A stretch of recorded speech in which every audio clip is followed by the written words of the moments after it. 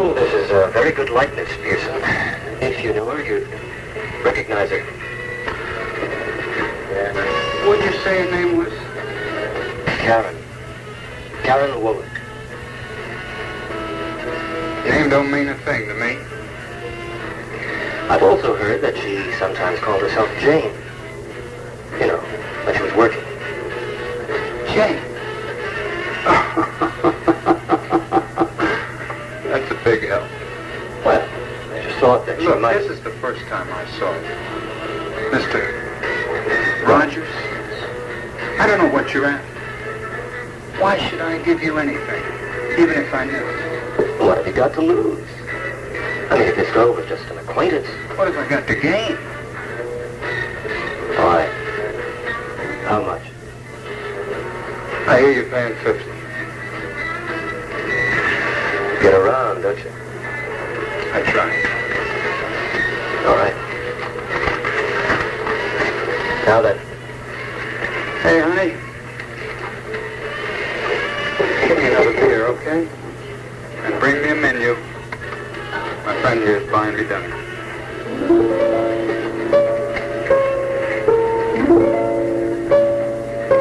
Marco, you don't have to spell things out for me.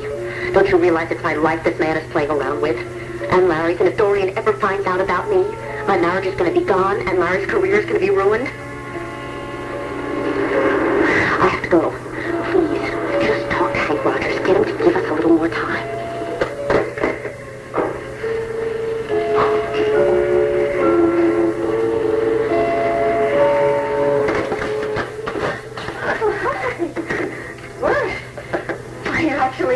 Actually home for lunch. Yeah, how about that? Don't faint now. No, I won't. I'm just trying to think what we have on hand. How about little tuna fish salad? Yeah, it's fine, baby. No hurry. I don't have to be back till about 2 o'clock. Why don't you sit down and take a load off? Why, do I look like I need a rest? You look tired, darling. I told you that this morning. What does the doctor prescribe? Well, sleep the way you've been tossing around at night. Funny, I think I'd be a lot more relaxed since I quit my job. That's nervous energy. I've put you back to work at the clinic. You mean it? I'd love that. Yeah, well, sure. We always use the help. I mean, if that's all you need to get rid of the energy. No, I'll tell you what I think it is. Whenever things are going well, smooth sailing, blue skies, all that, I start to worry about what could happen. Like the electric bill? Oh, the air conditioning. I'll tell you, something else I'm worried about is Jenny. Now that Brad's out of prison, I know he's going to try to see her. Just don't know how she's going to handle it.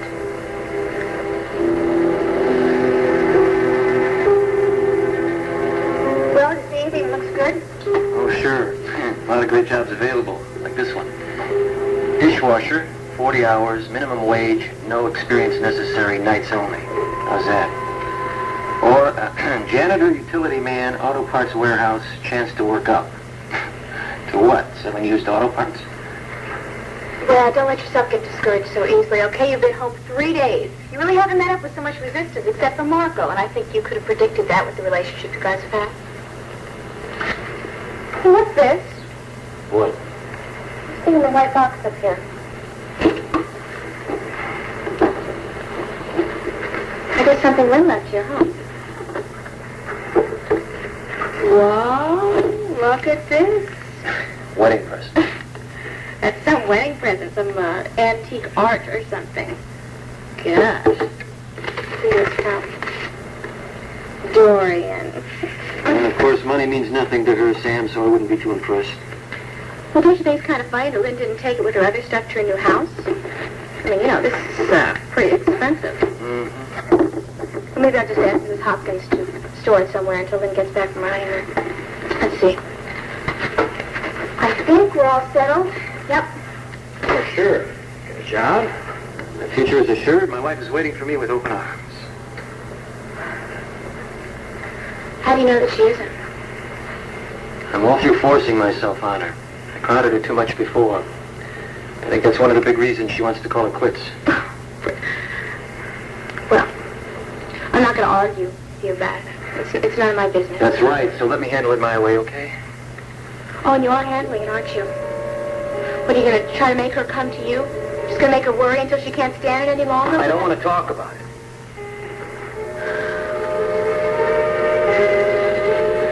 That's what's going on, right? Look, Sam, keep your thoughts and opinions to yourself and keep your hands off my life, all right?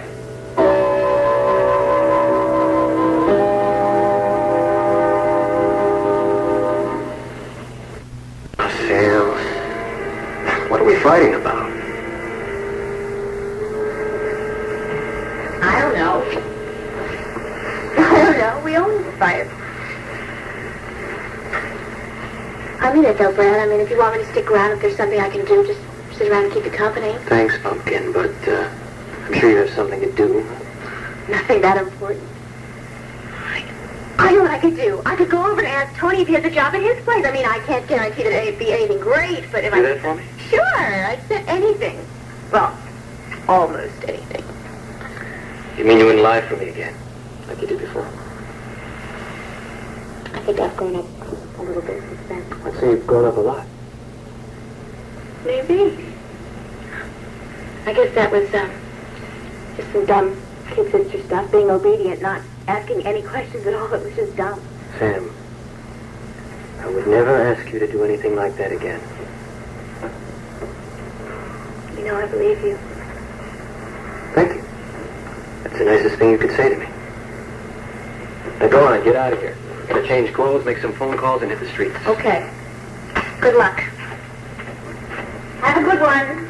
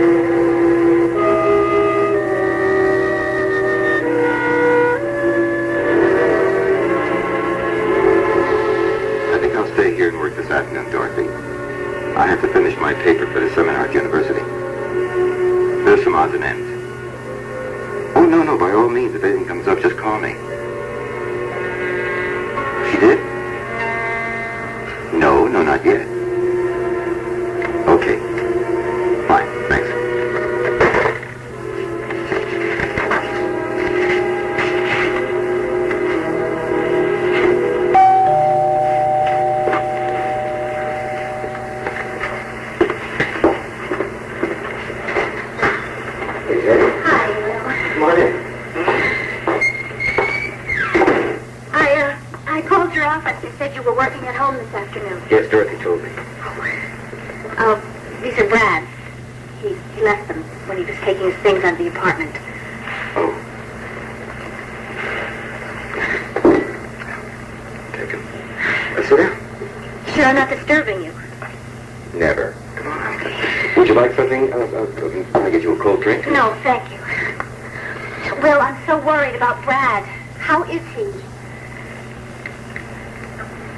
What can I say? He's struggling, trying to adjust, finding it going a little tough. Where is he? What Adam said when he came to pick up his things that he was very indefinite. Yeah, he's staying at Ina Hopkins' place.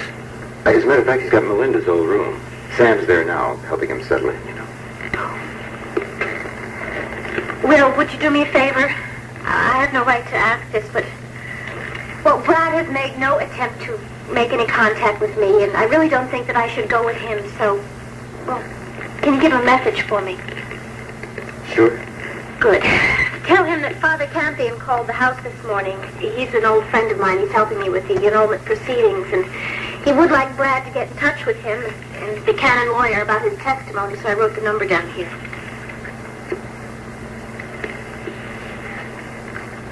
What if he refuses to testify? Think he might? Well, I think it's a possibility, yes.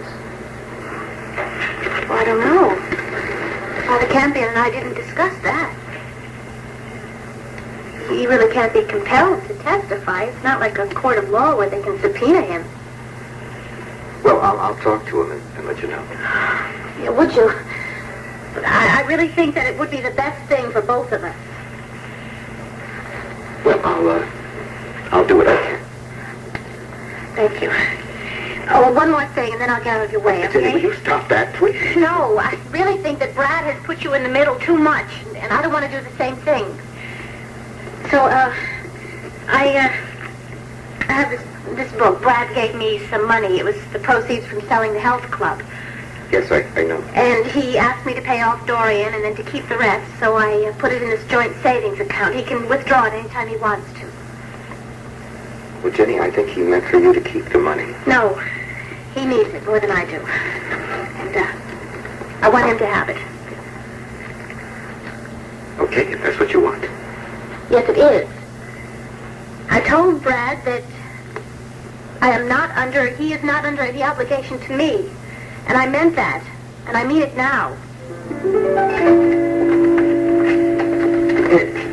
You really ought to get a bigger office. I mean, now that you have a promotion. What I need is some more people. Too many investigations and not enough detectives to assign them. Hey, Vinnie, see if you can get anybody to handle this, will you? The DA thinks she's got enough evidence to get an indictment if we could just guarantee the witness. Can we get that? No, I got it. Lieutenant Hall. Well, thanks, Sheriff, but promotion to captain won't take effect until next week. Yeah, I know the case. What about it? When? That was over an hour ago. Why weren't we notified? Never mind. We'll look into it. Luke Jackson's broken out of jail. Got a guard hostage. Took off in the guard's car.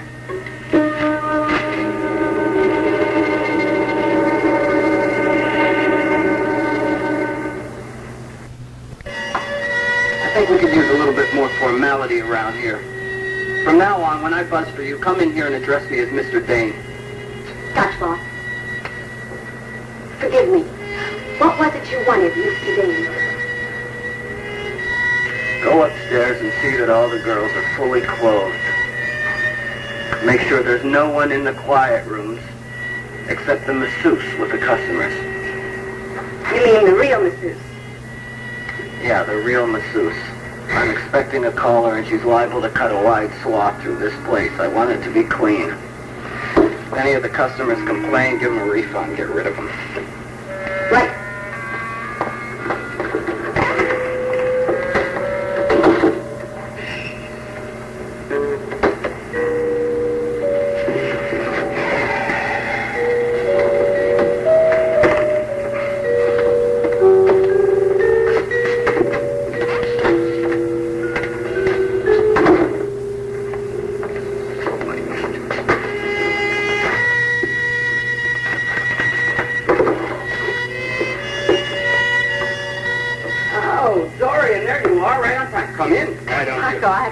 I'm almost even embarrassed to be seen coming into this place these days. Oh, come on now. Forget about what you heard. The place is totally respectable. Oh, it's not what I've heard.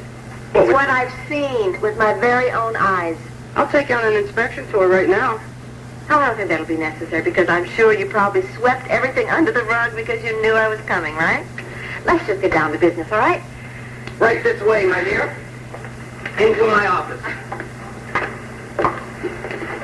Tell me, were you playing this Queen Mother bit with Brad when you ran the place? Brad and I may have had our differences. Yeah, I understand you did. But to his credit, he always ran a very respectable business. Mm-hmm. Not very profitable, though. Well, how many times do I have to tell you that I'm not interested in profit? That's not my primary interest. Why did you invest in the place then, Dorian? Well, that's a question I have been asking myself over and over the past few days. Let's just get on with it, all right? Okay. Listen, are you sure you want me to buy you out? I just happen to have a projected financial statement for the month of August here, which I was preparing especially for you. And as you can see, we're going to be doing quite well. How many times do I have to tell you I'm not interested in a profit? Okay. Then I guess we'll move on to Plan B.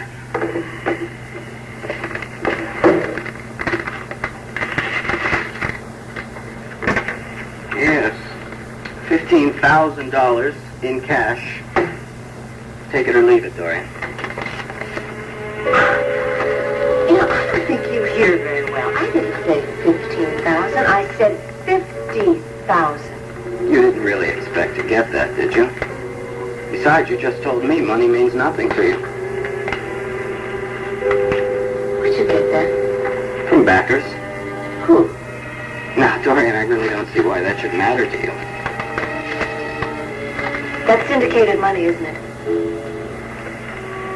Martha, listen to me. I really think that you're making a terrible mistake. I mean, you shouldn't get involved with people like that. Why does everybody think syndicate whenever you come up with money for a business venture? Because a business like this is exactly the kind of thing that they're looking to get involved with. Do we have a deal or not, Dorian?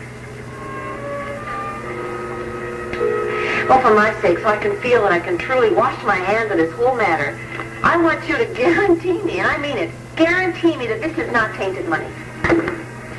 Boy Scouts' word of honor, this is unblemished, untarnished, clean as a hound's tooth money. And to further assure you, I had my lawyers draw up a little agreement here. It releases you from any responsibility from any policy decisions that were made since I took over the club. All you gotta do is sign it, kid. Look, you don't want to hang on too long, Dorian. Because if we should get in trouble with the law, then your hands would be dirty, right? I'd take the money and run if I were you.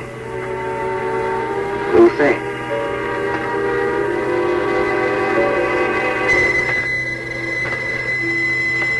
My secretary's not at her desk. Excuse me. Glad you helped. Quote Marco Dane here. I was told I could reach Mrs. Lord there. Tell her it's Hank Rodgers calling, please. For you, Dorian. Hank Rodgers.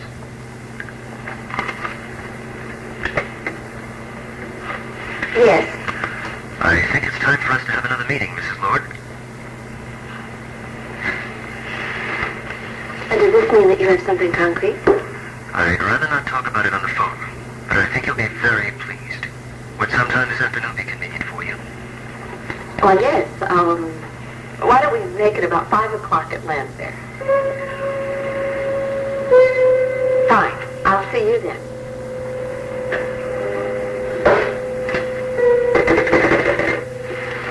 Now, where were we? You know where we were. Well, Marco, you certainly know that I never sign anything unless my lawyer sees it first. Fine, but you do me a favor and expedite this time? You see, I don't really like to have this much cash lying around. Oh, I'll bet. I'll see you first thing in the morning.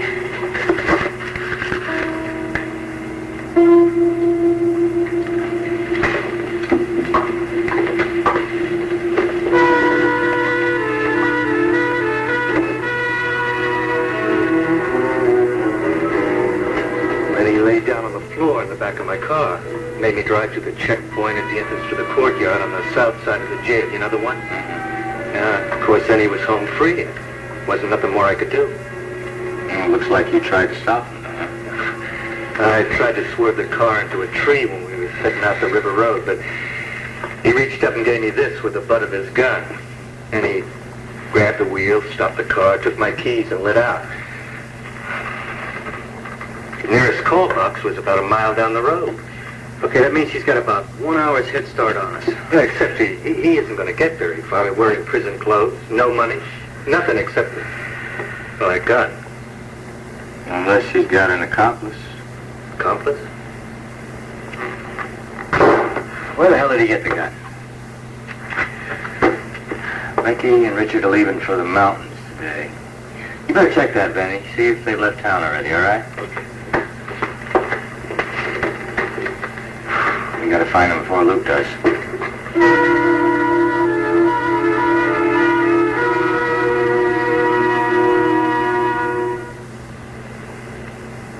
One Life to Live will continue in a moment. Be sure to lock the door.